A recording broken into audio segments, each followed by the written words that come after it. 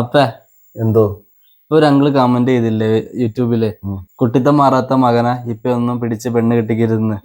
അതെന്താ അങ്ങനെ കമന്റ് ചെയ്തവര്? അപ്പൂനെ കണ്ടപ്പോ ഒരു വാത്സല്യം തോന്നിയത് കൊണ്ടായിരിക്കാം.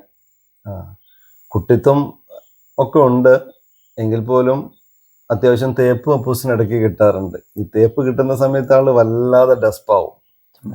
ആ സമയത്താണ് ഞാൻ അപ്പൂനെ ചേർത്ത് പിടിച്ച് വല്ലാതെ മോട്ടിവേറ്റ് ചെയ്യുന്നത്. അപ്പൂൻ്റെ തേപ്പ് കഥകളൊക്കെ രസകരമാട്ടോ.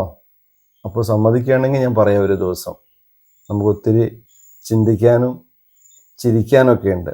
ഒരു ദിവസം ഒരു തേപ്പ് കിട്ടിയപ്പോൾ ഞാൻ ആ കുട്ടിയുടെ ഫോട്ടോ കണ്ടിട്ട് പറഞ്ഞു, തള്ള ലുക്ക് ഫോട്ടോടാന്ന് പറഞ്ഞു. അപ്പോൾ അത് മാത്രം പറയരുത്, തള്ള ലുക്കാന്ന് മാത്രം പറയരുതെന്ന് പറഞ്ഞിട്ട് പുള്ളി സങ്കടപ്പെട്ടു. അങ്ങനെ രസകരമായ ഒരുപാട് അനുഭവങ്ങളുണ്ട്. അതിൽ തേപ്പ് കഥയിലാണെങ്കിൽ പോലും ഒരു മാന്യത കാണിക്കാറുണ്ട്. അതിലെനിക്കേറെ ഫീൽ ചെയ്ത സംഭവങ്ങളൊക്കെ ഉണ്ട് കേട്ടോ. ഞാനിങ്ങനെ ഒരുപാട് ഇങ്ങനെ അവൻ്റെ സത്യസന്ധത ഓർത്തിട്ട് ആ തേപ്പ് കഥയിലെ നായകൻ്റെ സത്യസന്ധത ഓർത്തിട്ട് ഞാനിങ്ങനെ ചേർത്ത് പിടിച്ച അവസരങ്ങളൊക്കെ ഉണ്ട്.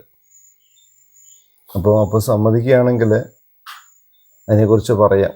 കഷായം എന്ന് പറയുന്നൊരു കവിത ഞാൻ എഴുതിയിട്ടുണ്ട് അപ്പൂസിൻ്റെ കുഞ്ഞുനാളിലെ തേപ്പ് കഥയെക്കുറിച്ച്. അല്ലാതെ ബി ഹാപ്പി.